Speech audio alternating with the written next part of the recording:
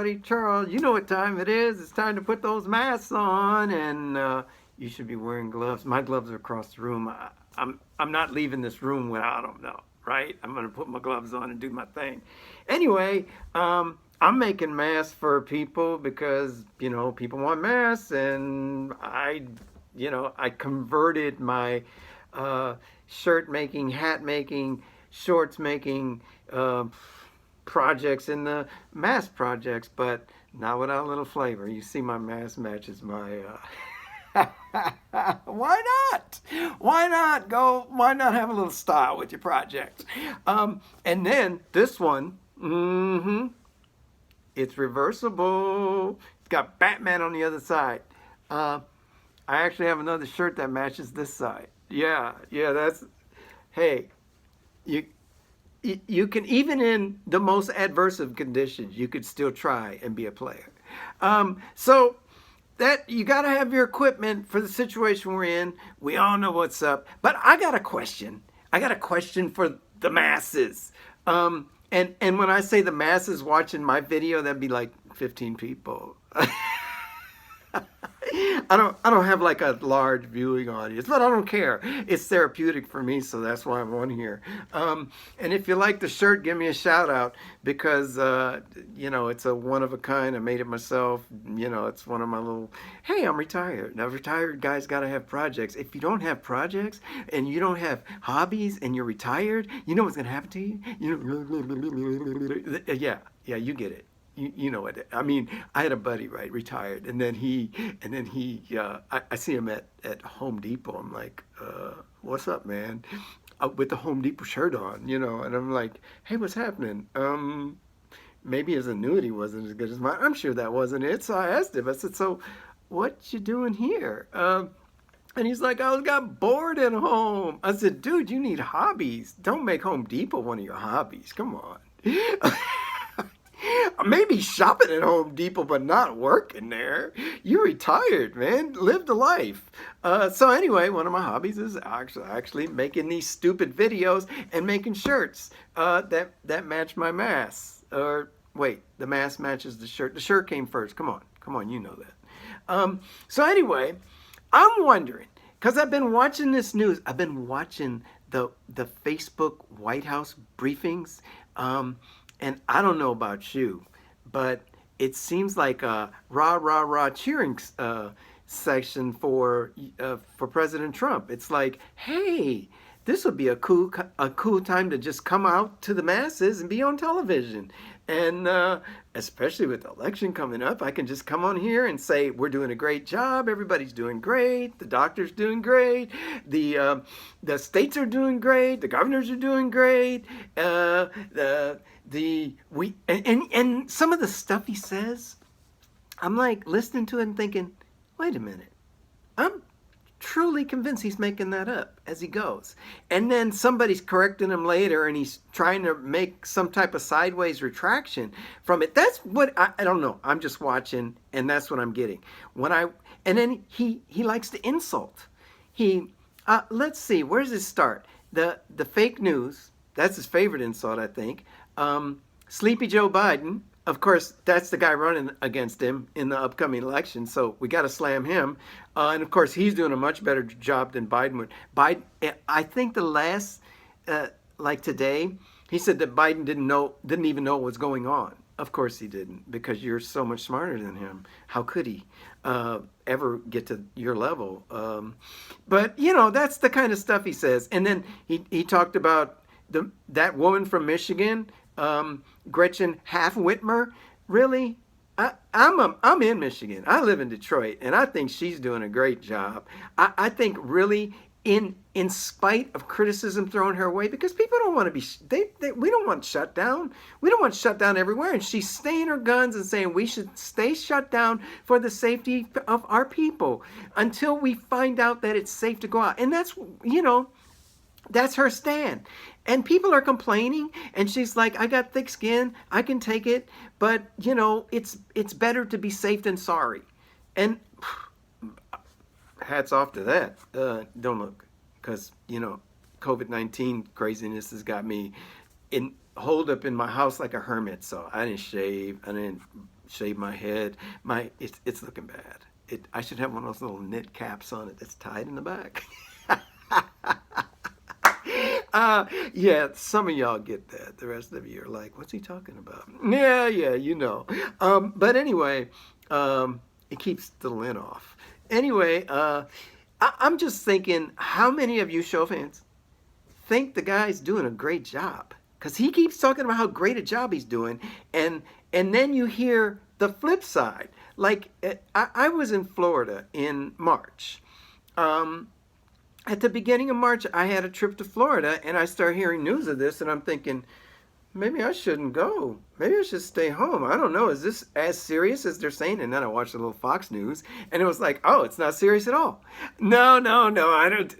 No, don't mistake me with a guy who actually believes Fox News is truth. Wow. Wow, would that put me in a different line?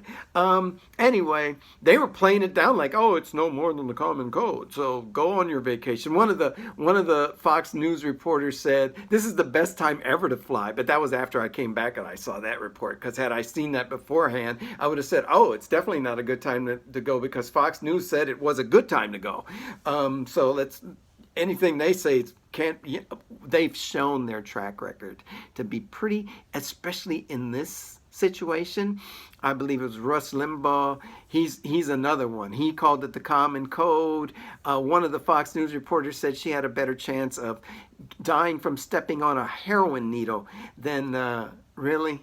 Seriously, that's where you're going with it. And now, how many people have died? I think 23,000 today, or 22,000, something like that. Okay, I guess a lot of people are stepping on heroin needles. But anyway, I'm wondering, how do you think he's doing? I don't think he's doing so well. I think when he comes on to his little briefings, he's saying things that sound good.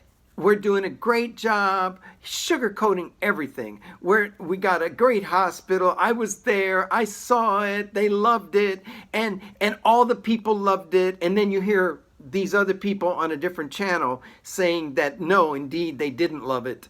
And indeed, they weren't getting supplies. And there was the whole thing when I was in Florida for vacation, and I was supposed to come back, right? So on my way back, I heard it on the news that they're taking people's temperatures at the airport. If you got a temperature, you're not going to board a plane because of the COVID-19 thing. I said, I can't wait to get back home because I'm in Florida. I don't want to be, as much as I love Florida and my buddy in Florida, he's great.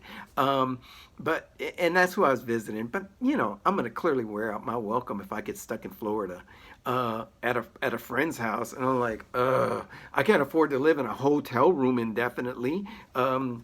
Well, maybe I could, but I'm not trying to do that. I don't want to do that. So I'm eager to get home. And there's a cruise ship off the, that's coming into port, and they're holding it and I'm like, oh, I can't board fast. And if I was there 10 days and I was hoping I could have got out of there quicker, but I managed to get on the plane. And I'm fully expecting that when I get on board, I will, when I go through security, they'll take my temperature, because that's what all the news blurbs have been about. And that's what our people are telling us. That's what I'm hearing from. I don't know if it came from the White House, but they're making it sound like that's where it came from, because I didn't personally see that White House briefing where they said everyone's going to have their temperature taken when they board a plane. I got on a plane. I went through security. Nobody took my temperature. I was at the gate. There was no one taking temperatures. I got on a plane. No one took our temperature. We all got on board, and I'm like, well, maybe it's not that serious. So I get home, and it ramps up a little bit. And now I hear Donald Trump say this: we're going to give the test. Everyone's going to get a test. You'll all be tested. We'll give everybody a test.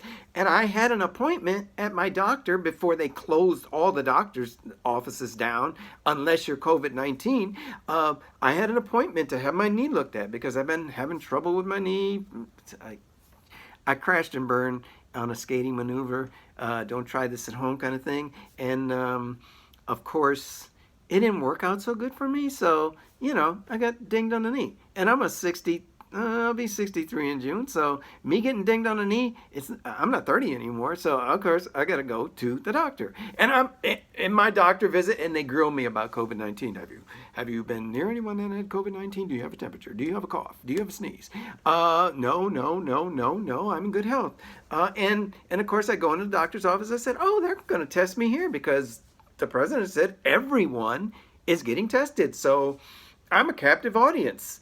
You got me here, and it's a medical facility, so I'm thinking it should have been as disseminated. There was plenty of time to do it. It was like a week or two to do it. Did I get tested? Nope. Nobody even brought it up. The only thing they wanted to know is that I didn't have it. And by the questions, that I didn't have symptoms. Not that I didn't have it, but that I didn't have symptoms. And I still don't have symptoms, but I still haven't been tested either. There are drive-up tests now, so I guess you can get a prescription from your doctor and go get a drive-up test. I'm not getting that. But that was something. The reason I brought that up, the testing thing up, is because Trump, our president, said we will test everyone. Everyone will get tested. Well, he had a boardroom. This was yesterday or today at a boardroom full of oil execs, and did they get tested? Yeah, they got tested, but their salaries are higher than mine, so maybe that's why they got tested. I don't know. I'm just throwing it out there. I don't know why the oil execs in a boardroom at a meeting that wasn't even about this situation. I don't know what it was about. I assume it's about oil because there are oil people there. So they got tested. But I went to a medical facility and didn't. Seems kind of strange to me that didn't happen, especially after the president who said everyone will get tested and we're doing a great job testing people. Yeah, you're not delivering.